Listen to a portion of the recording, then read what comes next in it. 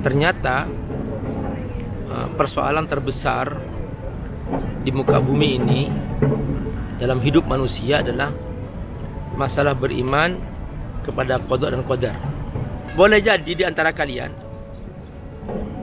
ada yang dari sejak lahir, ya, dari sejak awal hidup tuh di muka bumi dia soleh, layak malu bi amalil jannah, ia sedang melakukan satu amalan menuju surga, sampai tinggal satu jengkal. Ar-Rahman 'allamal Qur'an khalaqal insan 'allamahul bayan.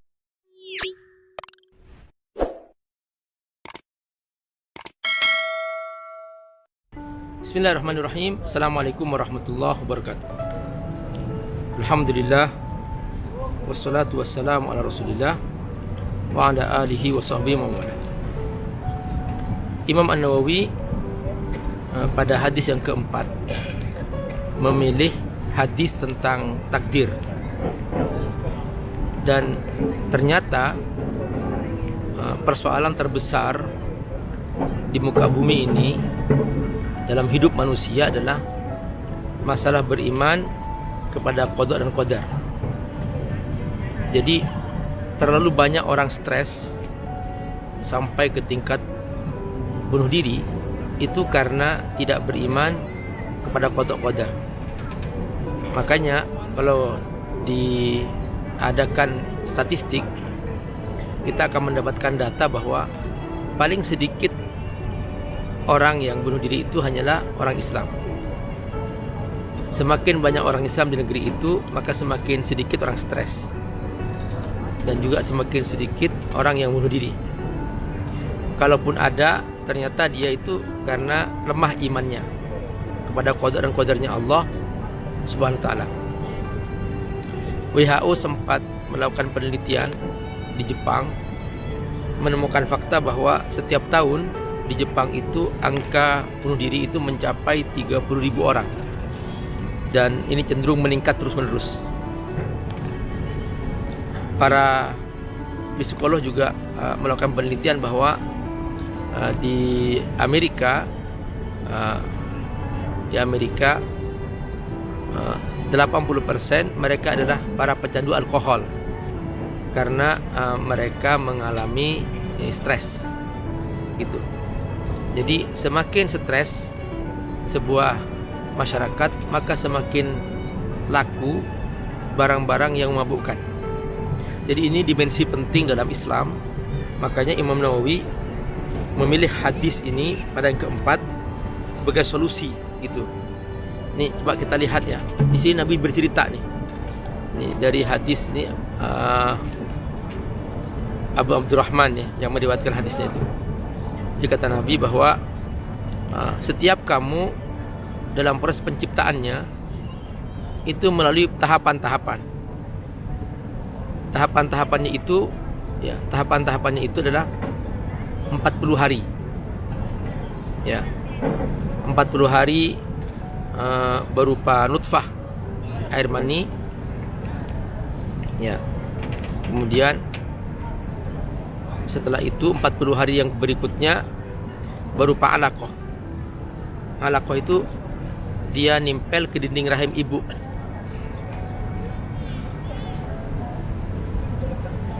Kalau di zoom, diperbesar, dia mirip seperti lintah. Di situ seorang ibu dia mengalami mual-mual, muntah-muntah karena ada makhluk baru dalam dirinya yang mengisap darahnya. Itu makanya disebut alaqah. Alaqah itu dia menggantung. Kemudian 40 hari berikutnya menjadi mudghah. Mudghah itu sudah menjadi sekerat daging yang di dalamnya sudah ada jantungnya, sudah lengkap. Sudah ada jantungnya. Makanya kalau ada orang tua yang menggugurkan janinnya pada usia 120 hari, berarti dia sudah dosanya sama dengan membunuh manusia karena dia sudah lengkap.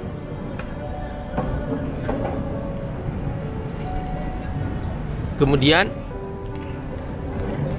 ya, kecuali dalam kondisi tertentu ya, secara medis, secara syariat dipertimbangkan, itu masih bisa ditolerir lah. Misalnya akan membahayakan nyawa ibunya dan sebagainya. Nah, setelah 120 hari janin ini, Bapak Ibu, dia ditentukan kehidupannya, ditiupkan ruh. Fayamfuhu fihi ruh. Dari sinilah kemudian jadi pada usia 70 hari sudah mulai hidup, ruh ditiupkan, maka di sini ditulis takdirnya. Bi arba'i kalimatin, ada 4. Pertama, takdir tentang rezekinya. Kedua, takdir tentang ajalnya, kapan dia akan meninggal. Rezeki itu sudah ditulis tuh, dia kaya atau miskin dan sebagainya, itu sudah ada tulisannya. Atau dia kaya dari tahun sekian sampai tahun sekian, setelah itu miskin gitu. Ada jatahnya kan, kaya itu kan ada jatahnya. Termasuk perusahaan juga ada jatahnya. Jadi nggak selamanya perusahaan itu hidup terus, enggak. Ada jatahnya, termasuk kerajaan-kerajaan itu kan. Di dinasti Abbasiyah, dinasti Umayyah itu semuanya ada masanya gitu, ada masa berakhir. Romawi, Persia dan seterusnya. Jadi ada masa berakhir. Jadi rezekinya, ajalnya, kemudian amalnya, ya, amalnya pun ada takdirnya juga. Terus yang keempat itu adalah apakah dia sengsara atau dia bahagia. Wasyaqiyun aw sa'idun. Nah, pada bagian akhir dari hadis ini, Bapak Ibu, ini ada sesuatu yang kalau kita salah paham, kita bisa prasangka buruk ya. Jadi kata Nabi gini, boleh jadi di antara kalian ada yang dari sejak lahir ya, dari sejak awal hidup tuh di muka bumi, dia soleh, layak malu bi amalil jannah, dia sedang melakukan satu amalan menuju surga, sampai tinggal satu jengkal. Masuk surga itu tinggal satu jengkal. Ternyata di akhir itu su'ul khotimah, tiba-tiba dia kafir gitu, murtad, kafir, maka akhirnya dia masuk neraka. Ini kata Nabi, hatta ma yakun bainahu wa bainaha illa dira'un fa yasbiqu al-kitaba fa ya'malu bi amali ahli an-nar fa yadkhuluha. Tuh. Yang kedua, boleh jadi di antara kamu, kata Nabi, dia dari sejak awal buruk, bejat, kafir, tidak beriman. Tak tahu-tahu tinggal sejengkal aja dia masuk neraka itu. Takdirnya emang husnul khotimah, dia beriman. Gitu lah. Akhirnya masuk surga. Nah, ini yang membuat sebagian sahabat tuh sempat bertanya, wahai Rasulullah, kalau begitu ngapain kita amal gitu? Saya begitu. Kata Nabi, sadidu wa qaribu, tetap kamu berusaha. Tetap kamu berusaha memohon kepada Allah, berdoa kepada Allah gitu. Kan Nabi memberikan kaidah, la yaruddul qadar illa du'a. Jadi tidak ada yang bisa menolak takdir kecuali doa. Makanya tugas kita ini sekarang ya berjuang, berdoa dengan segala kemampuan kita. Gitu. Jangan sampai ya su'ul khotimah kita. Makanya doa-doa yang kita baca dulu saat tawaf itu banyak, semuanya minta husnul khotimah. Minta husnul khotimah kita. Allahumma ja'al khairu a'mali khawatimuha, ya, jadikan akhir amalku itulah kebaikan-kebaikan. Jadi ini pokoknya kita berjuang, kita kan nggak tahu. Gitu. Kalau gitu saya nggak beramal, salah. Kenapa? Kita kan nggak tahu akhir kita itu. Itu aja gitu. Jadi jangan sampai kita merasa tahu kemudian kita nggak berusaha gitu. Enggak, kita nggak tahu. Gitu. Kita terus berusaha. Misalnya nih, ada orang yang selama hidupnya dia miskin, pas menjelang mati kaya raya, gitu. Ya, saya masih ingat tuh contoh itu, kisah tentang Mbah Surip. Itu Dari awal tuh perjuangannya sulit. Menjelang mati lagu Tak Gendong tuh menjadi booming, jadi kaya raya tuh Muslim. Meninggal setelah itu. Gitu. Jadi itu contoh gitu. Artinya bahwa nasib itu ya begitu, jangan mengatakan bahwa kalau itu aku nggak perlu berusaha lah, jangan takdirku miskin lah gitu. Enggak, kita kan nggak tahu kapan kita menjadi kaya. Tetap aja berusaha. Gitu. Nah, ini tentang takdir. Dan ini termasuk dimensi penting dalam kita berislam. Makanya Imam Nawawi disebutkan karena ini memberikan ketenangan hidup bagi kita, gitu. Terus kemudian yang kebalikannya itu boleh jadi di antara kamu dia selama hidupnya bejat, maksiat, tidak beriman. Tahu-tahu menjelang wafatnya tobat.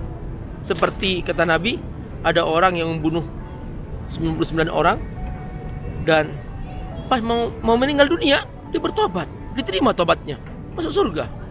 Jadi Masya Allah itu 99 orang, bahkan 100 orang dia dibunuh.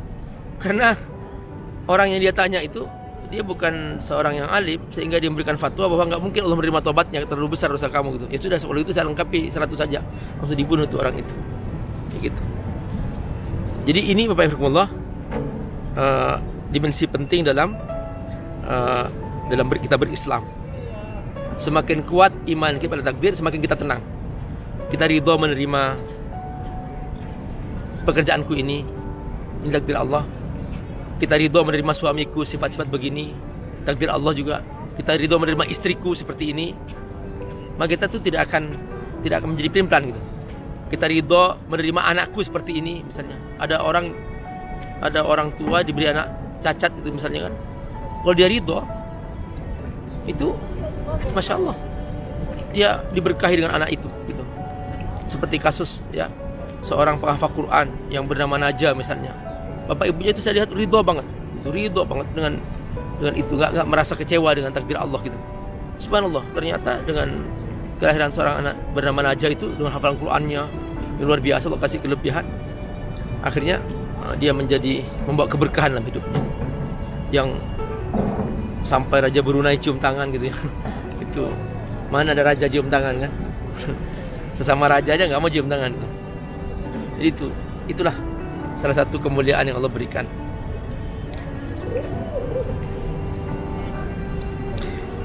Ini hadis riwayat Imam Bukhari Muslim. Hadis kelima, barakallahu, dan ini yang sering banyak dibahas nih tentang bid'ah ya, tentang bid'ah. Ini jadikan dalil selalu. Jadi kata Nabi, man ahdatsa fi amrina hada ma laisa minhu fahuwa raddun. Ya, siapa yang memunculkan sesuatu yang baru dalam urusan agama dan tidak punya dasar hukumnya, maka dia ditolak.